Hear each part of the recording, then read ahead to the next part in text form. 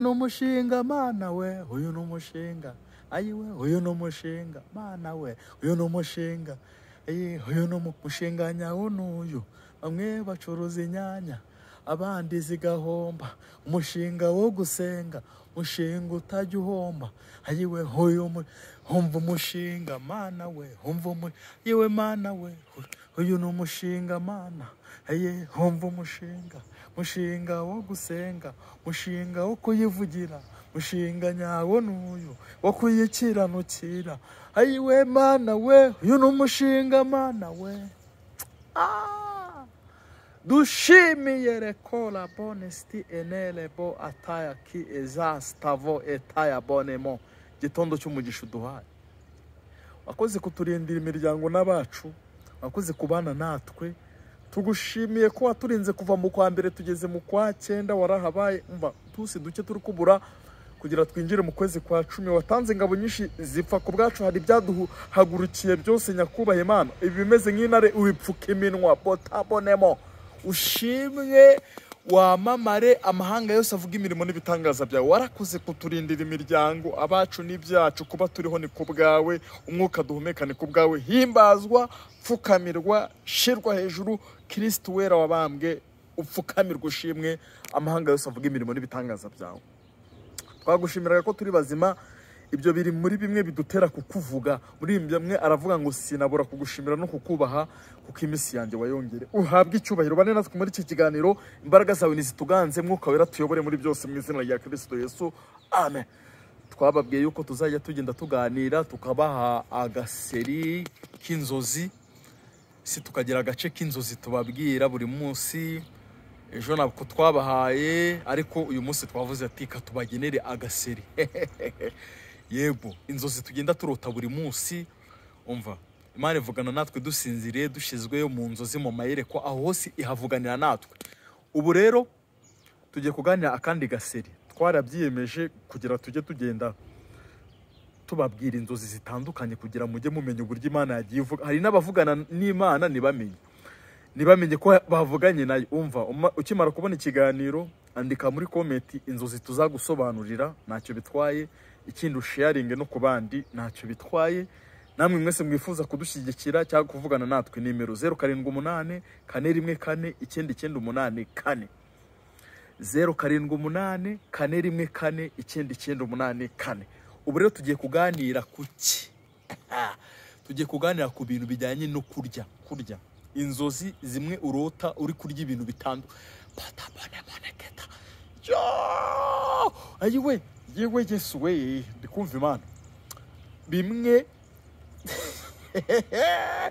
za nzozi zimwe ujya urota uri kurya ibintu bitandukanye.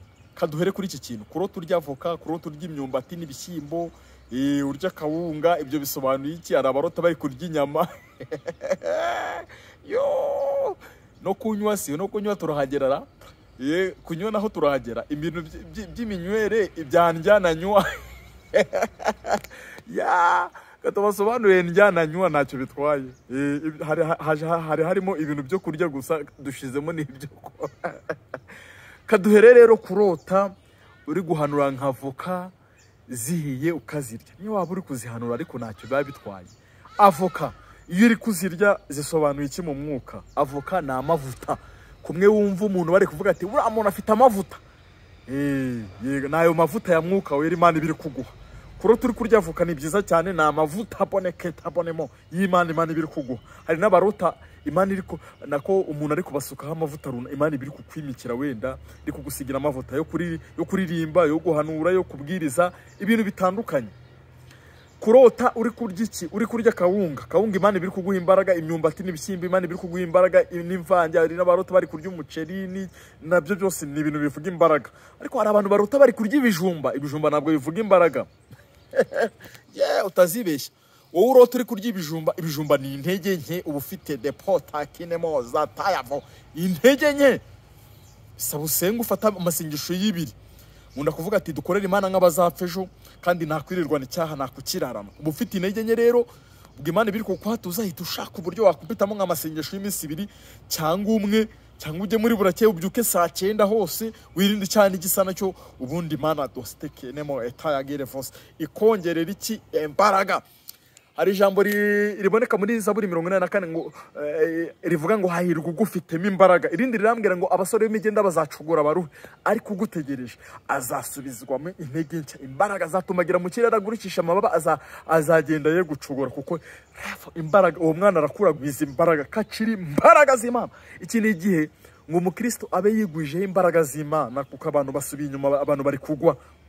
Ubona nshizemo n'ijambo ry'Imana kuko nkunda kubwiriza.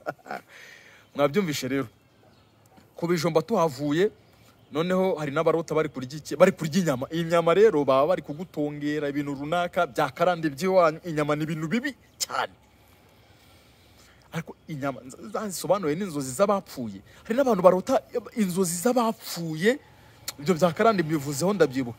Ukarota abantu bapfuye iki, bari abantu ushobora kurota umuntu wapfuye Imana iri kumuguheraho message nziza. Ibyo bibaho pe. Ukarota umuntu wapfuye Imana iri kumuguheraho message nziza. Wenda nk'umuntu yarapfuye yarigiye mu ijuru, Imana uwo muntu, ariko hari umuntu wari kumbwira ati narose uyu muntu ari kutubwira ngo tujye tureba abana neza, tujye dukurikirana uyu. Ibyo byo nta kibazo. Ariko hari urota umuntu wapfuye ari gushaka kujyana ibyo ni bibi cyane. Ziko urota umuntu wapfuye ukumva amavuta yagiye kurota, biterwa n'uburyo umurose murero. Abyumvisha. Ariko niba urota ari gushaka kugira nabi, ibyo ni ibitero nabo taya boketa. Ni dayimoni bayambutse ishusho y'uwo muntu. Wabyumvisha. Ujye usenga bapepukisha. Hariho n'uwo bashaka kujyana akavuga ati wowe warapfuye ukabyanga. Mwabyumvishe. Aha, akandi kantu rero, kurota unywa. Uyu munsi nabahaye inzozi nyinshi. Kurota unywa itabi. Kurota unywa itabi we. Kurota unywa itabi. Itabi uba ufite amagambo yaba yarakwishe, yaba yakomaze yakumereye nabi. Itabi rero niba Imana iri kukwatuza amagambo rero hita uyareka. Abakristo muri iyi minsi nkunda kuvuga ati barakizwa, bagakizwa ibindi bintu, agakizwa ubusambanyi n'ibindi, ariko amagambo munwa warabananiye. Tavo mukeneye no kubatizwa. Mwabona atarabatijwe ku munwa.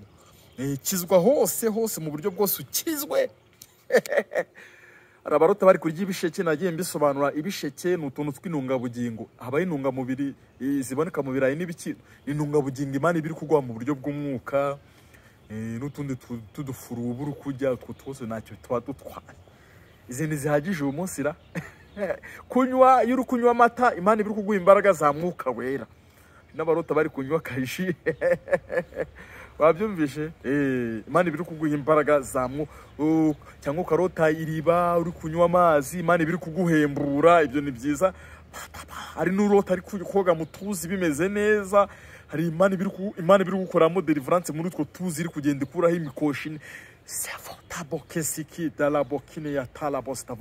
Inzozi z'ibintu bijyanye no kurya rero, niba urota ibintu uri kurya n'ibindi bintu bitandukanye uzazandike muri commentaire. Hari abantu barota bari kurya amafi. Amafi we, amafi ni umugisha wawe uri kurya amagi. Narabisobanuye byo. Ibintu byose urota uri kurya uzabyandike ngufashe kubisobanura, ntacyo bitwaye. Nimero 0784414998. Abantu b'inshuti zanjye musharinge ibiganiro biri hano kuri Elayo TV. Tugiye kuzahita batumira n'abatumirwa vuba suni. Imana ibahe umugisha kandi barinde. Shalom. Nimero yanjye 0784414998. Imana ibahe umugisha. Shalom. Ndabakunda cyane. Amen.